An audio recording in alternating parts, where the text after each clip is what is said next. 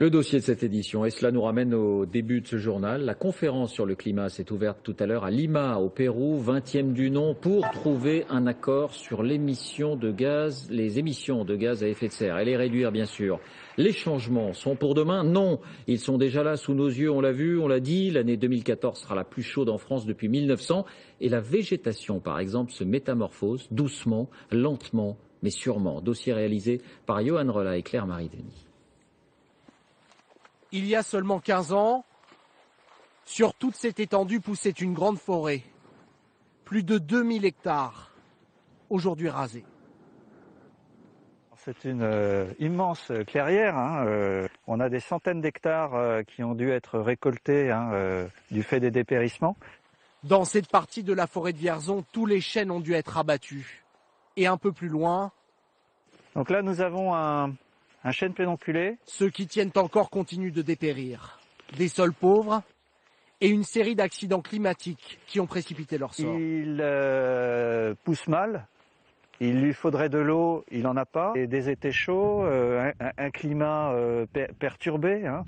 Et l'arbre ne se développe pas du tout convenablement. Pour résister à ces conditions et au changement climatique, plus question ici de replanter du chêne. À la place, ces pins qui surprennent un peu à 500 km de la mer. On a replanté des pins maritimes, compte tenu des caractéristiques du sol.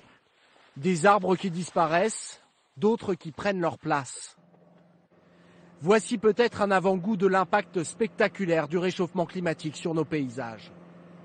Car si les hypothèses les plus pessimistes se confirment en 2100, notre mercure pourrait monter de plus de 5 degrés.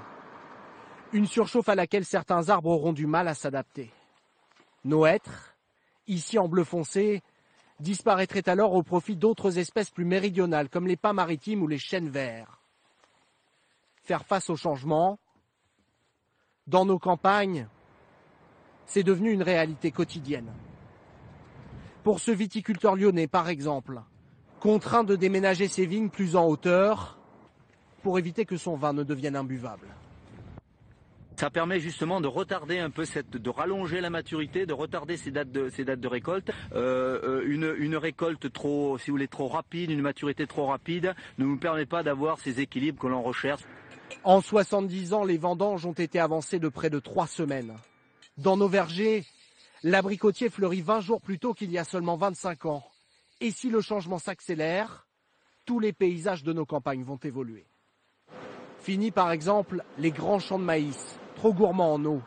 Ils pourraient être remplacés par du sorgho venu d'Afrique, plus résistant, et d'autres céréales plantées au milieu des arbres. Des parcelles plus petites et plus diversifiées, qui permettront de faire face à un climat plus capricieux. Le but, c'est de réduire les risques. C'est donc d'avoir moins d'aléas économiques et de passer certaines années qui sont difficiles. Donc vous pouvez avoir des mélanges d'espèces, vous pouvez avoir des assolements diversifiés, donc plus de cultures dans votre exploitation.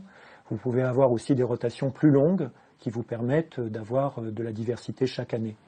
Des paysages transformés jusque dans nos villes. À la fin du siècle, voici à quoi pourraient ressembler les toits de Paris, les façades, végétalisées pour réguler la température des bâtiments. Au sol, des promenades ombragées pour rendre la ville plus supportable lors d'épisodes de canicule plus longs et plus nombreux. Réalité ou science-fiction, le sort de ces paysages dépendra des négociations en cours sur le climat.